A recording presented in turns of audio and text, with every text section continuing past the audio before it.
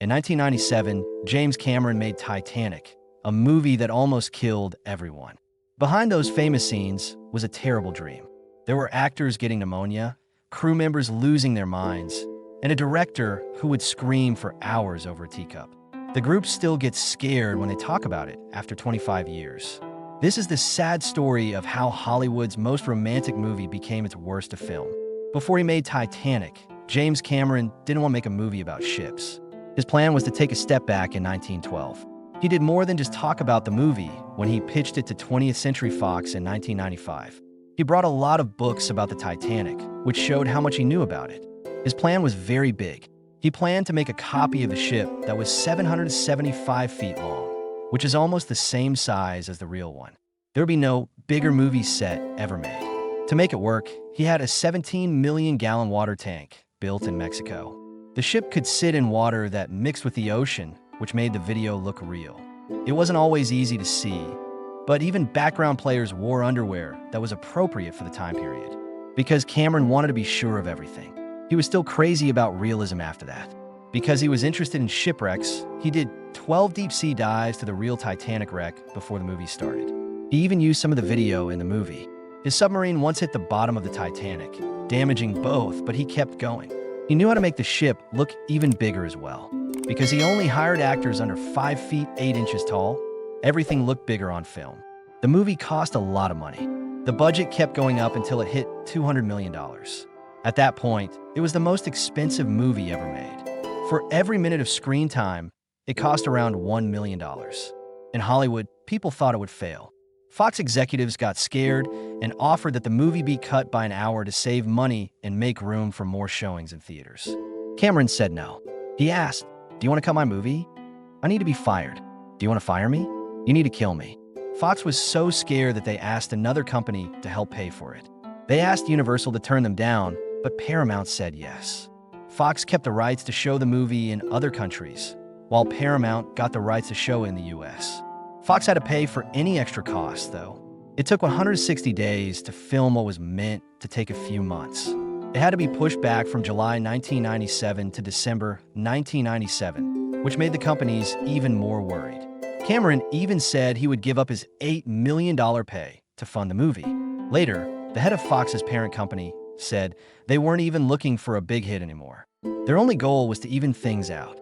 It took a long time and a lot of work to make Titanic. It was meant to last 138 days, but it ended on March 23, 1997, after 160 days. It was because the movie was so big and James Cameron wanted to be in charge of every little thing.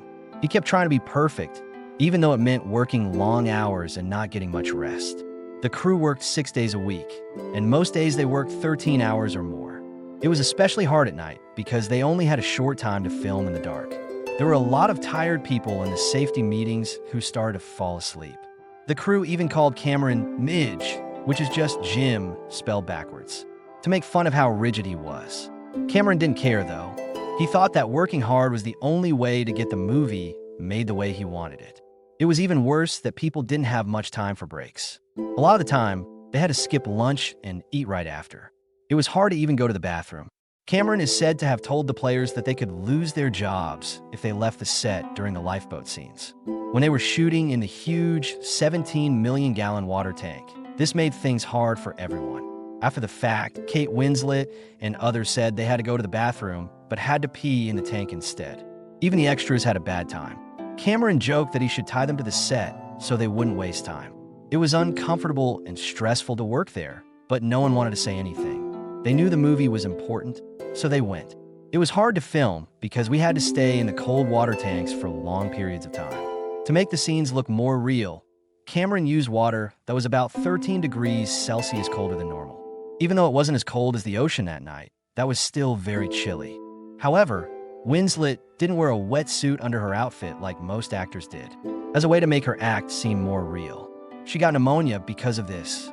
People in the cast had to stay in the water for hours because breaks took too long. It got cooler as they stayed longer.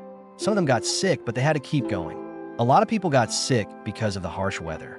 While she was sick, Winslet broke a bone in her arm and even thought she might drown in some parts.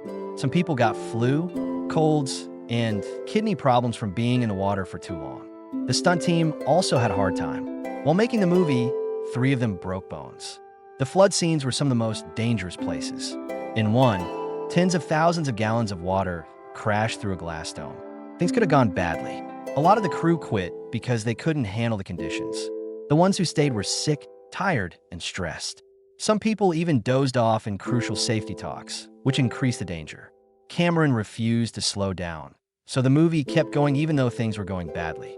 It didn't matter to him how hard things got. Everything had to be done his way. Kate Winslet had a lot of problems while shooting Titanic. On December 12, 1996, one of the scariest times happened. It was for a scene where Rose and Jack are running through a hallway that is filling with water. Her dress was too heavy, so it got caught in a grate. She was stuck underwater for 45 scary seconds as the water kept rising. She tried desperately to get out. She believed she was going to pass out. Luckily, the team saw her and quickly pulled her out. She didn't stop shooting even though she was scared. But being in the cold water for so long started to hurt her health. In January 1997, she got asthma. Her body temperature had dropped too low, and she needed to see a doctor right away. They told her to rest. She was determined to finish the movie, though. After only 3 days, she was back on set, even though she was still sick. It took her months to get better because she was in cold water for up to 12 hours a day. She kept getting sick after shooting was over. She had bronchitis all through 1997. That wasn't the end of the pain. Several injuries happened to her while shooting. September 23, 1996, was one of the worst days ever. It was for a scene where Rose tries to use an axe to break Jack's handcuffs. She didn't aim right, and she broke a small bone in her arm. She kept going even though it hurt for weeks. Over the months, she got a lot of marks all over her body. She had a lot by November 1996, so that the makeup artist started using them to help them match scenes. Things got even worse at the beginning of December. She was hit by walls and other things for a whole week while shooting the scenes of the ship sinking. She later said, "I looked like a battered wife because of how badly her arms were hurt." But she wouldn't let anyone else act out the hard parts for her. She wasn't going to use a fake double, even when she had to walk for hours through very cold water. By the time shooting was over in March 1997, she had at least 40 different cuts, scrapes, and bruises. It wasn't just acting that she did, it was pure determination. But the problems she faced were not the only things that were hard for her. There was also the mental cost, which was partly caused by how she was treated behind the scenes. The director of the movie was known for being tough, but Winslet was really hurt by one thing. He is said to have called her mean names on set, like Kate Winslet. Many people said he used it a lot from August to November 1996, mostly when she needed to be lifted or moved. At only 21, she was already having a hard time with how she looked, and this made things worse. She wasn't too heavy. She was 5 feet 6 inches and weighed about 180 pounds. But Hollywood's ideas of beauty made her think she was. It wasn't a joke when they called you this. The media made fun of her body even more after the movie came out. Years later, she admitted that when she was younger, her friends picked on her by calling her blubber. It hurt to remember those painful times when people talked about how heavy she was during Titanic. Even though Cameron afterwards said he didn't say it, the damage was already done. It changed how she felt about her body, and she became a strong supporter of body acceptance. It's now against her will to have her pictures airbrushed, and she speaks out against Hollywood's false beauty standards. Winslet never gave up, no matter what. No matter what, she was going to finish Titanic. The set outside in Rosarito Beach, Mexico, was hit by a big storm on October 17, 1996. Parts of the set were damaged by the wind and rain, which stopped work. Winslet didn't take a break, though. She joined the team and worked with them for 14 hours straight to rebuild. She refused to cut corners and worked crazy hours, sometimes up to 20 hours a day. On December 28, 1996, she had to jump into freezing water over and over again. This was one of the hardest scenes. They did more than 20 takes. Instead of an action double, she chose to have the scene be real. She didn't listen to the doctors when she got pneumonia and kept shooting. She thought she was done when the movie was over in March 1997.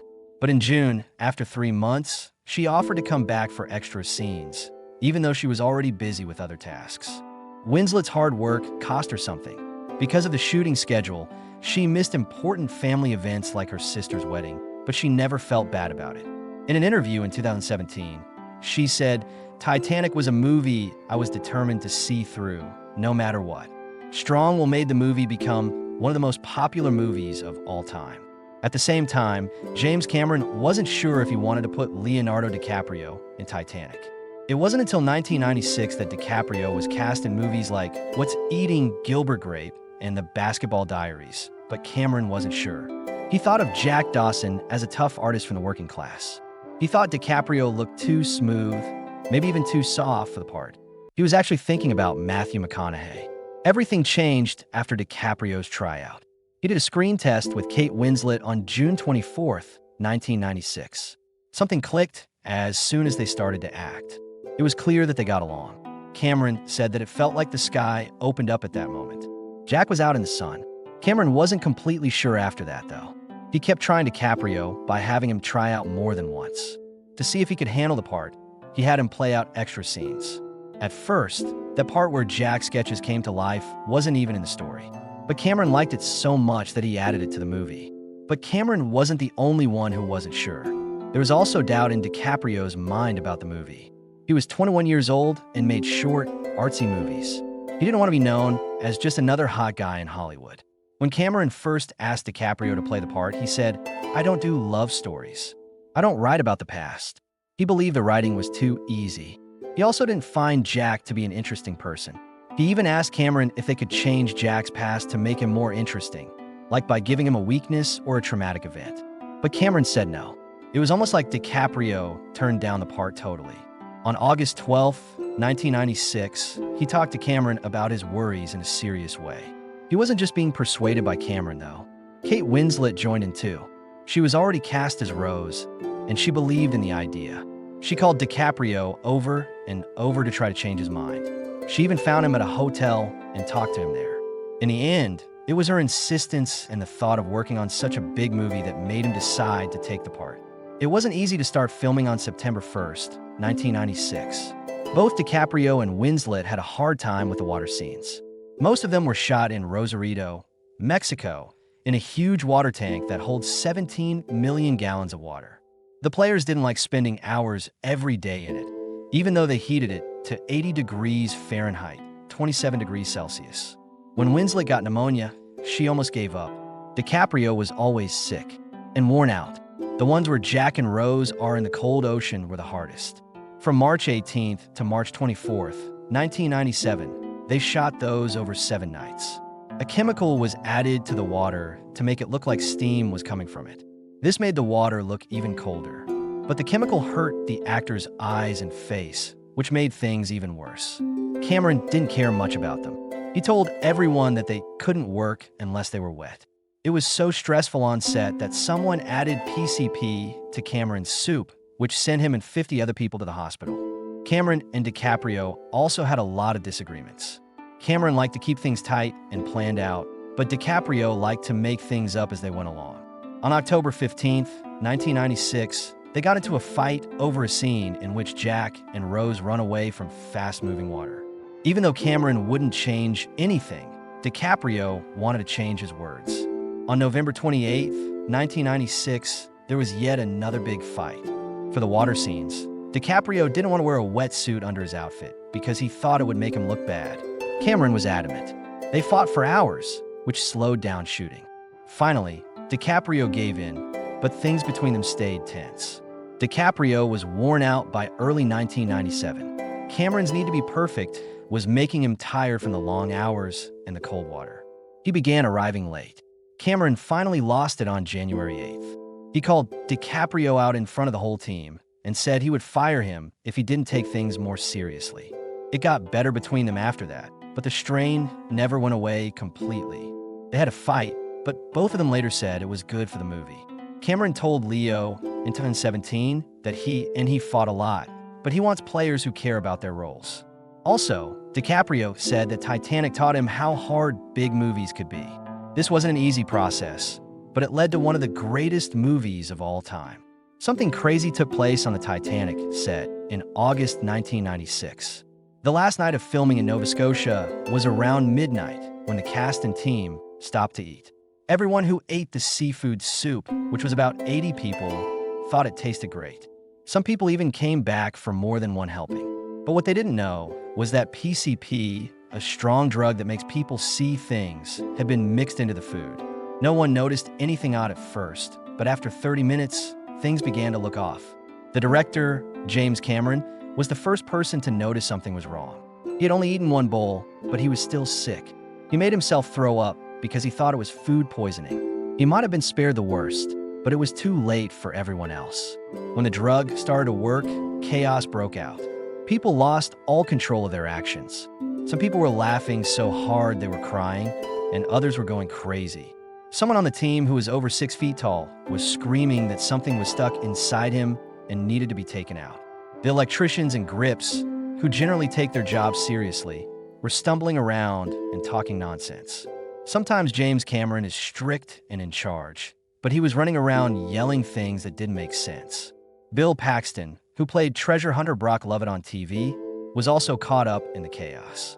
It was impossible for anyone to stop what was going on. Things got even stranger when the team members who were high were taken to the hospital right away. After midnight, a huge number of crazy people suddenly showed up in the emergency room at Dartmouth General. They didn't know what was going on. In the end, Dr. Rob Roy said that these people were stoned. They had no idea what was going on. When it's not busy, the hospital turned into a show at night. Some crew members formed a conga line and danced through the halls. Some people jumped into wheelchairs and ran down the hallways. Bill Paxton didn't freak out. He just sat in the hallway, smiled, and enjoyed the ride. At the same time, Caleb Deschanel, who shot the movie, was so high that he led a group of people in a spontaneous dance performance. Then there was James Cameron. He had already tried to get the drug out of his system, but it was still having an effect on him. Someone on the group stabbed him in the face with a pin one time, just for fun. Afterward, Cameron said, "I'm laughing and bleeding there." They tried to calm everyone down, but they couldn't. People wouldn't stay in their hospital rooms and kept running away. The medical staff gave them activated charcoal as a last resort to help the drug leave their bodies and possibly bring them back to reality. Of course, the big question was who did this. The police tried to find out, but it was hard. Soon after, the crew of the Titanic left Nova Scotia and went to Mexico to work on the ship. It was hard to find people because of that. Cameron later said that he thought it was an act of payback. The day before, someone on the group was fired for making things hard for the service team. He thought that person would poison the food to hurt them. It was also said that a food service worker had been fired because they sold drugs on set. Some people even thought that the whole thing was planned to keep shooting from happening so that the production could get insurance money. But they were never caught. No one knows for sure who did it since the case was closed in 1999. It's strange that the event didn't really slow down the movie. Some say it helped in a strange way. After going through something so crazy together, the cast and staff became closer. There was a time when even James Cameron, who was generally very strict, seemed different. People saw him on set at 4 a.m., 2 days after the event, holding a bottle of scotch and looking completely worn out, something that no one had ever seen before. He also had time to think about some scenes again during the unexpected day off. He chose to reshoot some of Bill Paxton's introduction when shooting began again. The finished movie was better because of those changes, but some people were still upset. Jack's sketches of Rose were made by artist Marilyn McAvoy, who said she had light flashbacks for months. Would always talk about the event, still not believing it really happened. But Hollywood itself was the thing that changed the most. After Titanic, food safety rules on movie sets got a lot tighter. There were stricter rules for catering businesses, and production started keeping a closer eye on their food providers. Everyone wished this would never happen again. James Cameron was known for being tough on set, but when he was making Titanic, he blew up even more. On August 9, 1996, only 3 weeks into the long and tiring shoot, he fired 50 team members out of the blue because he didn't think they were working hard enough. The rest of the group called it Bloody Friday. Everyone on the set knew after that day that it would be a tough place to work. Cameron really wanted everything to be great. He didn't care how hard that made things for other people. He showed his anger in various ways. He was very angry about a mug on September 25, 1996. Someone was in charge of props and put the wrong kind of mug in a scene. Cameron yelled at them for 45 minutes. He yelled so loudly that everyone on the set could hear him. and his face went bright red. After a few weeks, he lost it again on November 12, 1996. It was over a door this time. As they closed the door in the background of a scene, an extra kept making small mistakes. Cameron lost his cool after 23 takes. He stomped on the set, slammed the door shut, and then did it again and again to show everyone how to do it. It went on for almost an hour, while everyone else stood there without speaking because they were afraid to. But December 3rd, 1996 was the worst day. A lighting tech passed out during a night shoot. When Cameron saw him, he yelled, "If you can't stay awake, I'll find someone who can," and grabbed him by the shirt. The worker quit right away after security stepped in. Cameron often lost his temper. He pushed people to their limits for 7 months. No matter how hard it was on the people around him, he wanted every scene to be just the way he imagined it.